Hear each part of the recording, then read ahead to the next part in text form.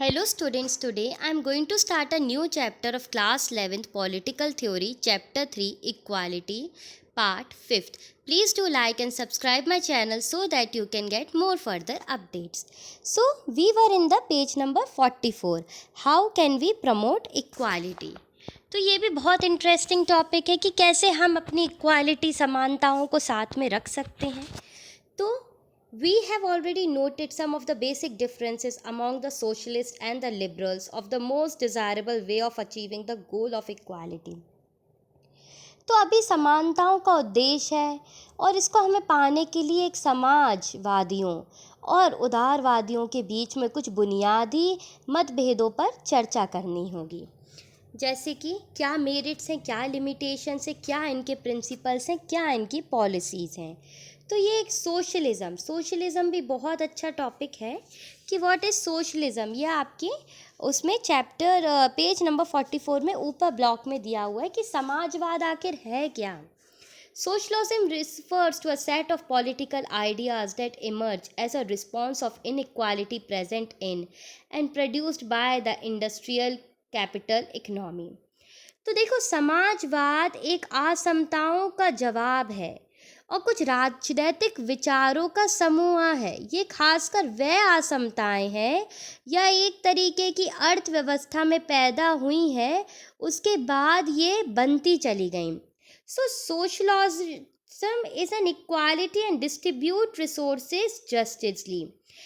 Although advocates of socialism are not entirely opposed to the market, they offer some kind of government regulations, plannings, and control over certain key areas such as education and healthcare in India. So, Bharat में एक प्रमुख समाजवादी एक चिंतन है, एक समारोह है, चाहे वह शिक्षा हो, चाहे वह स्वास्थ्य सेवा हो. तो सोशलिज्म सरकारी नियम, नियोजन और नियंत्रण का एक हस्तक्षेप होना बहुत ज़्यादा ज़रूरी है, चाहे वो वर्क हो चाहे आगे ना हो. बट सोशलिज्म, जैसे कि एक सोशलिस्ट थिंकर राम मनोहर लोहिया थे, उन्होंने एक बताया है कि डिफरेंसेस हमारे यहाँ बहुत प्रकार के होते हैं, जैसे कि man and women, inequality in skin colour, caste based inequality, colonials in other. तो हमारे स्त्री पुरुष की असमताएं हैं, कलर को देख के, चमड़ी का रंग देख के असमताएं हैं. फिर जातिगत असमताएं हैं. कुछ देशों में अन्य औपचारिक शासन है, निस्संदेह इसकी भी असमताएं हैं. तो यहाँ आज भी हम कह सकते हैं स्वप्रमाणित धारणाएं लगा सकते हैं. तो इस समय ये जो लोहिया ने बताया है कि socialist argue that class inequality is the only form of inequality worth struggling in. तो समाजवादी और समाज के भेद के आम तौर पर यही चलता है कि असमताएं एकमात्र एक रूप है असमताओं का, इसके खिलाफ संघर्ष करना हमें पड़ेगा. और सबसे बड़ी बात दूसरी कि ये ही argue that inequality has independent root and have to be fought separately and simultaneously. तो दूसरी असमताएं एक है कि आर्थिक असमताओं का खत्म होना, और ये असमताएं खत्म होंगी कि नहीं. तो लोहिया ने कहा था कि इन समताओं में प्रत्येक की अलग अलग जड़ों और इन सब के खिलाफ अलग अलग लेकिन एक साथ संघर्ष करना ज़रूरी है. तो उन्होंने कहा कि एकाकी क्रांति की बात है और सबको साथ में संघर्ष करना इन पांचों क्रांतियों के लिए, जो कि एक व्यक्तिगत जीवन और एक व्यक्तिगत आदर्श बन सकता है. So it will not be the just an encroachment pack on private life and revolution for non-violence or renunciations of weapon in favor of satyagraha. And there are 7 revolutionary Sapta Kranti which for Lohia is an ideal socialism. तो व्यक्तिगत जीवन पे, अन्यायपूर्वक अतिक्रमण के खिलाफ, नागरिक स्वतंत्रता के लिए, क्रांति के लिए, अहिंसा के लिए, सत्याग्रह के पक्ष में, शास्त्र त्याग की क्रांति के लिए, ये सप्त क्रांतियाँ हैं जो लोहिया के अनुसार एक समाजवाद का एक आदर्श हैं. तो अब हम पेज नंबर 45 पे देखेंगे ऊपर अपर साइड में कि क्या लिखा है। That consider the necessary pursuing equality, specifically we need to consider the use of affirmative actions and justify for purpose for bringing about equality. This is an issue for raising a lot of controversies in recent year and we discuss the following section. तो हम ये जान सकते हैं और हमें ये मानना बहुत ज़्यादा ज़रूरी है कि असमानताओं को हमें एक हिस्से में तो लेके आना है। तो जैसे कि महिलाओं का संरक्षण नहीं हो रहा है और बहुत सारी हमें अनइक्वालिटी दिख रही है और हम ये भी जान सकते हैं कि समानताएं पूरे तरीके से एक पैगामे पे नहीं आ रही हैं, तो भारत एक जाति व्यवस्था को निचली जातियों को शारीरिक श्रम के अलावा कुछ भी करने में रोकती नहीं है। तो कुछ देशों में केवल कुछ खास परिवारों के लिए सर्वोच्च पद हैं और कहीं कहीं समानताएं हैं ही नहीं।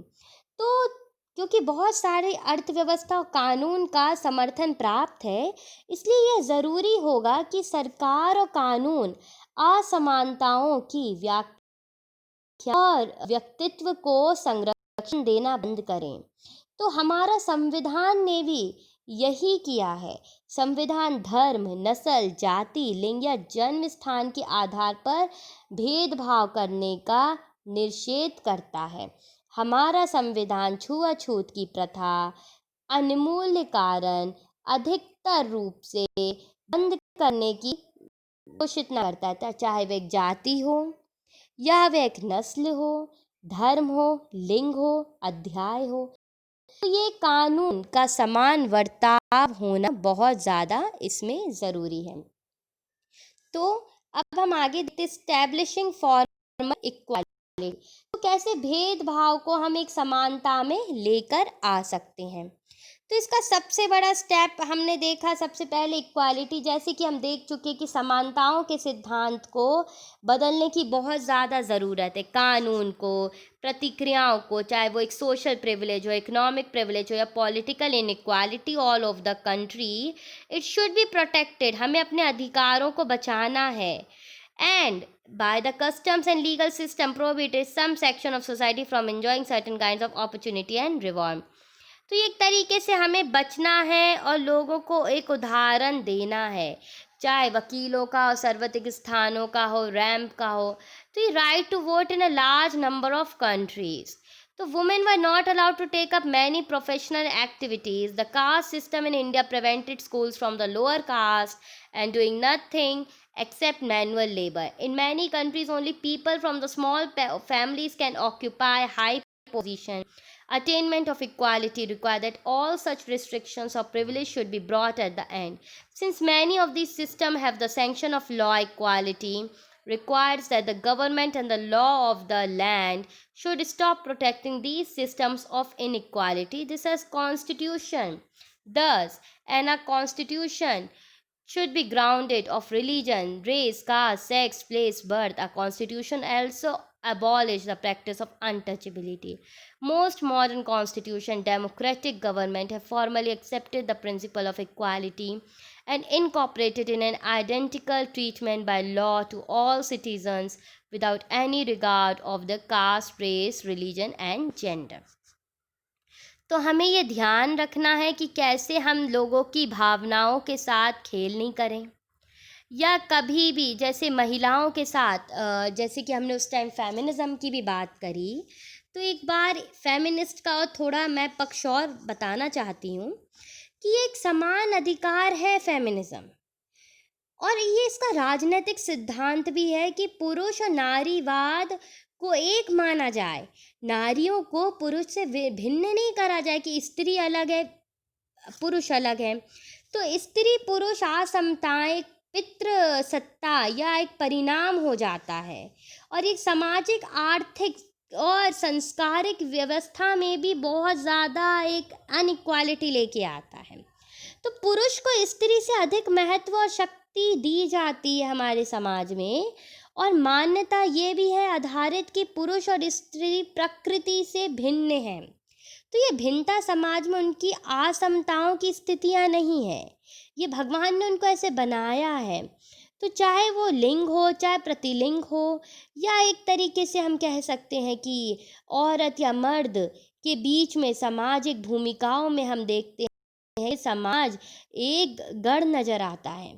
तो ये ऐसा नहीं है कि अगर औरत ही बच्चा दे सकती हो तो केवल उसी को ही बच्चा पालना पोसना है पूरी ज़िंदगी भर, या एक व्यक्ति मेल श्रमित है तो वो ही बाहर जाएगा कमाने और स्त्री घर में घरेलू काम ही करती रहेगी और अपना पूरा टैलेंट, अपना स्किल, अपनी अपॉर्चुनिटीज़ बर्बाद कर देगी। तो ये नारीवाद समाज को हमें रोकना है, इसको सक्रिय करना है और नए क्षेत्रों में हमें इसको काम करना है। घरेलू कामकाज की पूरी ज़िंदगी भर औरतें नहीं कर सकती और इसके कारण औरतों पे दोहरा बोझ आ जाता है, एक बाहर का और एक घर का। घर भी संभालो और बाहर भी संभालो, तो ये भी नहीं होना चाहिए। तो ये फेमिनिज्म भी रोका जाए, असमताओं की कटौती हो और किसी भी तरीके का भेद ना हो, अब समानता पहुँचे, ऊपर तक लोगों में इक्वालिटी आए। आजकल इस तरह के सवाल पर लगभग हर समाज में चर्चा हो रही है। कुछ देशों में तो अवसरों की समानताओं को बढ़ाना सकारात्मक कार्रवाई की नीतियों पर है। तो इसके भी मुद्दे हैं कि कैसे हम चीज़ों को एक तरीके से समानता रूप में लेकर आएं। तो इक्वालिटी थ्रू डिफरेंशियल ट्रीटमेंट्स, तो ये भी एक नोट है, एक फॉर्मल थिंकिंग है कि कैसे एक तरीके से हमें इक्वालिटी लेके आनी है और इस इक्वालिटी को हमें साथ मिलके कार्य करना है और एक समानता लेके आनी है लोगों के हित के लिए, लोगों की भलाई के लिए। तो कोई भी चाहे इसमें भेदभाव नहीं हो। तो people may have to take into account for the purpose. For a disabled people may have to justify the demand ramp in public spaces so that they can get equal chance in public. तो इसमें ये बताया कि जितने भी disable विकलांग लोग हैं उनको एक स्थान देना, एक रास्ता देना बहुत ज़्यादा ज़रूरी है ताकि उनको इन्फीरियर ना लगे कि मैं चल नहीं पाता या मैं ये नहीं कर पाता हूँ, इसलिए मुझे आज शायद ये अपॉर्चुनिटी नहीं मिली है। तो जैसे कि कॉल सेंटर्स हैं, तो यहाँ पर भी होता है कि औरतों को बहुत डर लगता है कि हम रात में कॉल सेंटर जाएं, तो इसके लिए भी उनको प्रिकॉशंस लेने पड़ते। तो महिलाओं को आते जाते समय विशेष सुरक्षा होनी बहुत ज़्यादा ज़रूरी है कॉल सेंटर्स में, क्योंकि इसमें हम बहुत केसेस भी देखते हैं। We should see infringement of equality, enrichment of equality and hinder the access of equal opportunity that possess the policy. Some country have used certain policies affiliated to chance equality of opportunity. तो हम ये भी देखते हैं women safety is very important. समानताएं होनी बहुत ज़्यादा ज़रूरी हैं।